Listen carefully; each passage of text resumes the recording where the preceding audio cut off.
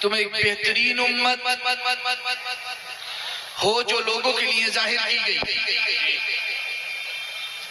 اور کام کیا ہے تمہارا؟ منصب کیا ہے؟ سلیقہ سکھانا۔ تأمرون بالمعروف وتنہون عن المنکر، تم بھلائی کا حکم دیتے ہو اور برائی سے روکتے ہو۔ کبھی قرآن کھولو، رحل پہ سامنے رکھو ترجمے کے ساتھ، اور اس آیت کو کبھی 100 مرتبہ پڑھو ترجمے کے ساتھ۔ 100 مرتبہ اس لیے کہہ رہا ہوں کہ کسی مرتبہ تو سمجھ میں آئے گا کہ آپ کا منصب کیا ہے۔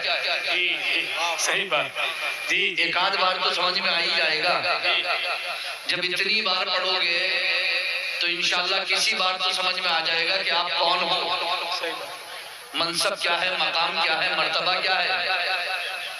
بھیڑ بکریوں کی طرح چلنے تھوڑی آئے یہاں پہ، عقل سلیم لی ہے اللہ نے، دنیا کو سلیقہ سکھانے کے لیے آئے ہیں۔ تأمرون بالمعروف وتنہون عن المنکر، تم بھلائی کا حکم دیتے ہو، برائی سے روکتے ہو۔ تو خیر امت کا لقب ہے اور اس پر فخر ہونا چاہیے، لیکن فخر کرے کون؟ وہ جو بہتر ہو۔ اور یہ امر بالمعروف اور نہی عن المنکر، یعنی نیکی کا حکم اور برائی سے روکو گے کیسے؟ یہ کیسے روکو گے آپ؟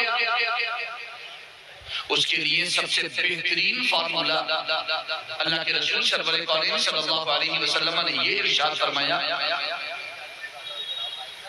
خیرکم من تعلم القرآن وعلمہ، تم میں سب سے بہتر وہ ہے جو قرآن سیکھے اور سکھائے۔ بے شک سبحان اللہ۔ جب تک قرآن سیکھو گے نہیں، سکھا نہیں سکتے، بے شک سچی بات، اور سکھانا شروع کر دو گے تو امر بالمعروف نہی عن المنکر خود کرنا شروع کر دو گے۔ کیا وجہ ہے کہ ایک عالم تو آپ کو نیکی کا راستہ دکھا رہا ہے، برائی سے روک رہا ہے، اس کو تو معلوم ہے کون سا راستہ صحیح ہے کون سا غلط ہے، لیکن آپ کو پتہ نہیں ہے۔ وجہ یہی ہے کہ اس نے قرآن سیکھ کر سکھانا شروع کر دیا ہے،